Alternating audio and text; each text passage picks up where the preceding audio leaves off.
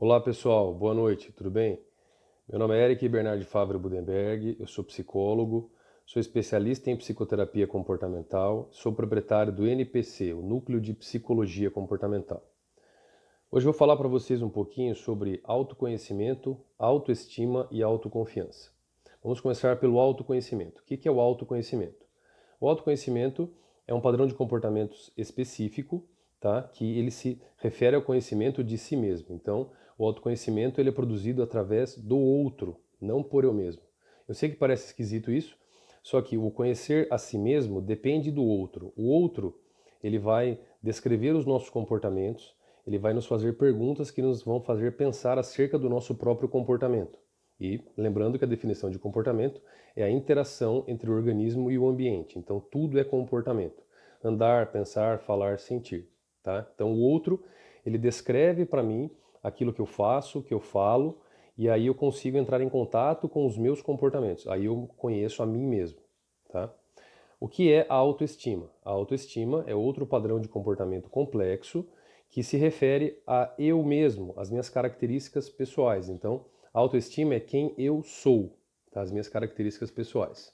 E a autoconfiança, o que é? A autoconfiança é outro padrão de comportamento complexo também, depois eu volto e falo um pouquinho sobre cada um deles. Tá? A autoconfiança é o que eu faço, é o meu desempenho. Tá? Então, é o que eu faço com as minhas características pessoais. Tá? Então, eu falei sobre a questão de padrões de comportamento. Então, o que são padrões de comportamento? Padrões de comportamento são as unidades comportamentais. Como o comportamento ele é a interação entre o organismo e o ambiente, sempre que eu interajo com o meu ambiente, eu produzo comportamentos e produzo consequências. Então, a interação entre o organismo e o ambiente é o comportamento, de modo geral, e esse comportamento, sendo o comportamento operante, que é aquele que opera no ambiente, ele produz consequências, tá?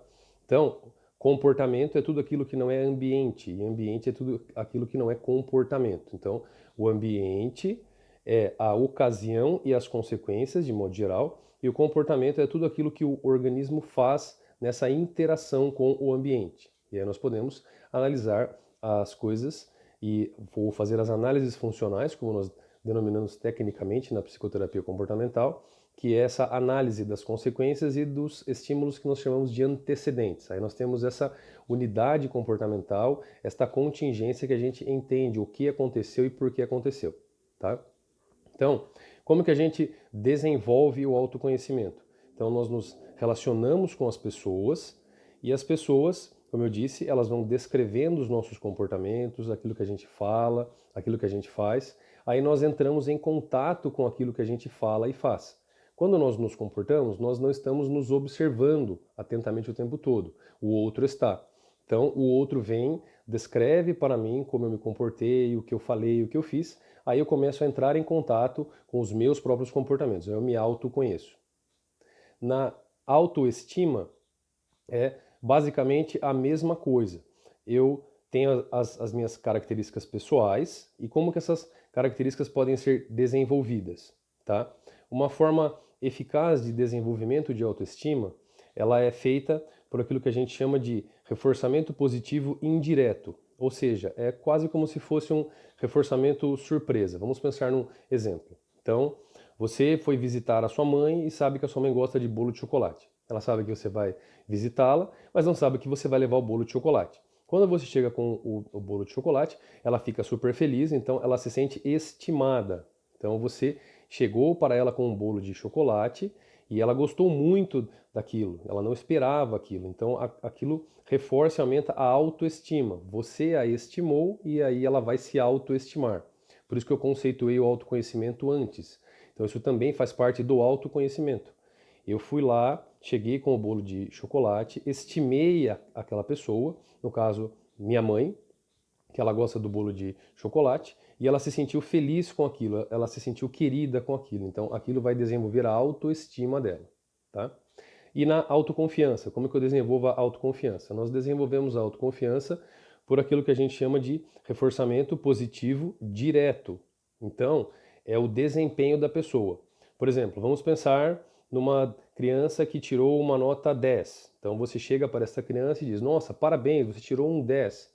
é um reforçamento positivo direto pelo desempenho dela, tá? Aí ela vai se sentir bem com aquilo e aquilo vai aumentar a probabilidade da emissão daquele comportamento, ou seja, aquilo vai torná-la mais confiante para numa próxima prova estudar mais, ficar menos tensa na hora de fazer a prova e aumentará a probabilidade dela fazer ou tirar aquela nota 10. Então é dessa forma que a gente desenvolve a autoconfiança. Então, falei um pouquinho sobre autoconhecimento, e a autoestima e a autoconfiança. Tá? Então são 3 padrões de comportamento específicos que muitas pessoas têm dúvidas de como que a gente desenvolve, o que nós fazemos. Tá?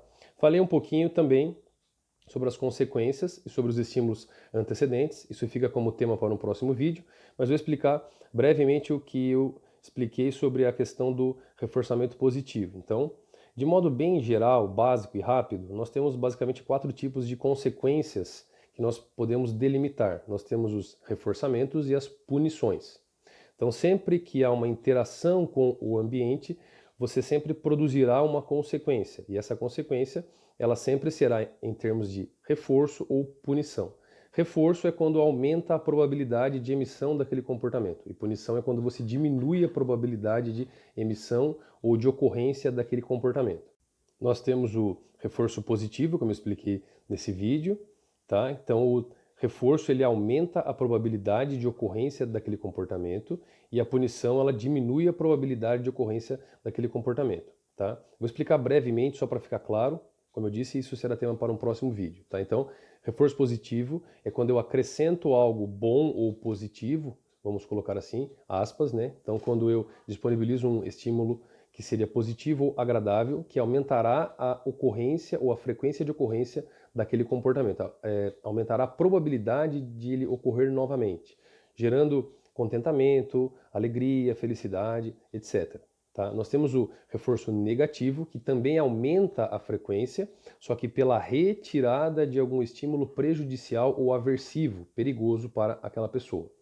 E nós temos as punições. A punição positiva, que ela diminui a frequência de ocorrência daquele comportamento, ou a probabilidade de ocorrência, pelo acréscimo de um estímulo aversivo, perigoso ou danoso para aquela pessoa. E nós temos a punição negativa, que também reduz pela retirada de algum estímulo positivo. Tá? Então, reforçamento positivo ele vai produzir contentamento, felicidade, alegria. O reforço negativo ele vai produzir alívio, tá? Fuga, esquiva, porque eu vou tirar algo ruim. A punição positiva ela vai produzir ansiedade e a punição negativa ela pode produzir angústia, arrependimento e uma série de outros sentimentos e padrões de comportamento também.